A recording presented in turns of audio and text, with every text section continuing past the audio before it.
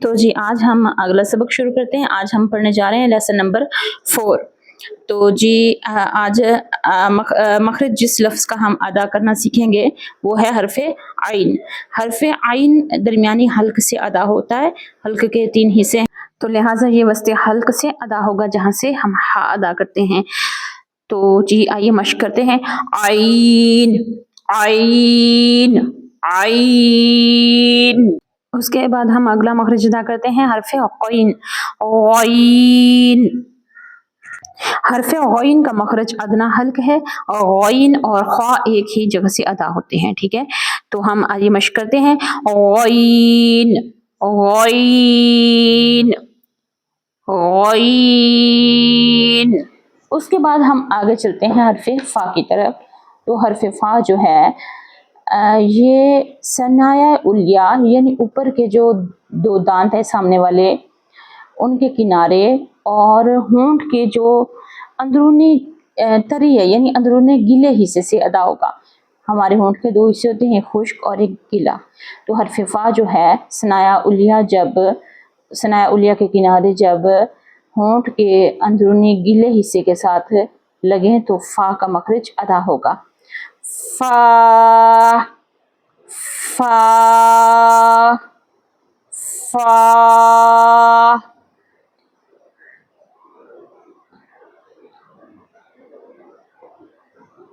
اس کے بعد ہم اگلے مخرج کی طرف آتے ہیں.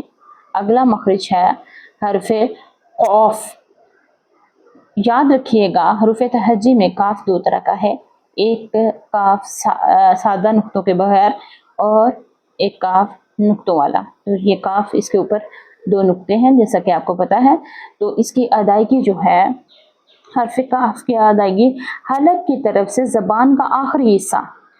اس حال میں ہم اس کو ادا کریں گے کہ زبان کا جو آخری حصہ ہے وہ اوپر تالو کے ساتھ لگے کوے کے ساتھ ٹچ ہوتے ہوئے جو آخری نرم تالو کا حصہ ہے اس کے ساتھ بھی ٹچ ہو. تو قاف کا مخرج ادا ہوگا.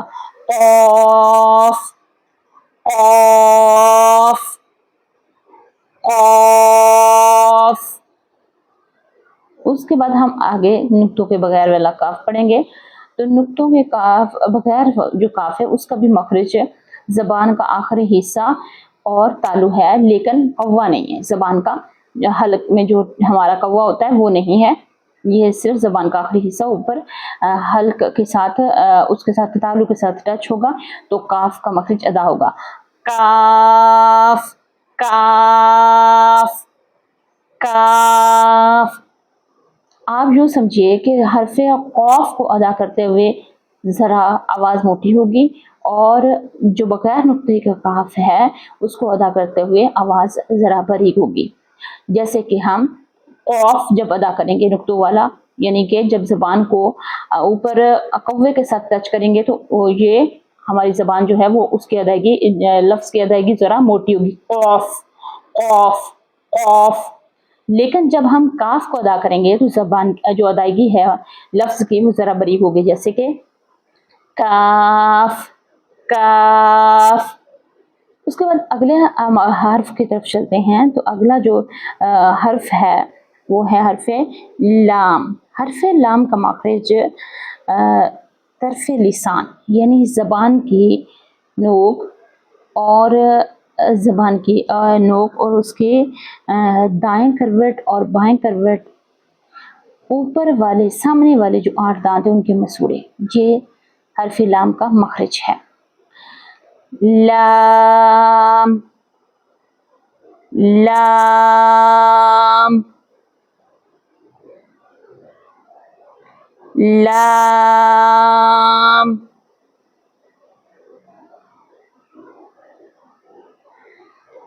لام. یعنی کہ زبان جب اوپر جو 8 مسوڑے ہیں ان کے ساتھ جب ٹچ ہوگی زبان کی دائیں کروٹ اور بائیں کروٹ اور زبان کی طرف لسان تب لام کا مخرج ادا ہوگا.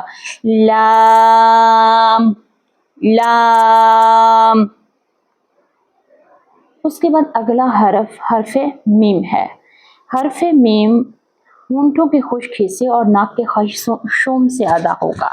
ٹھیک ہے ہونٹوں کے خشک حصے اور ناک کے خیشوم سے حرف میم ادا ہوگا۔ تو جی آئیے ہم مشق کرتے ہیں حرف میم کی۔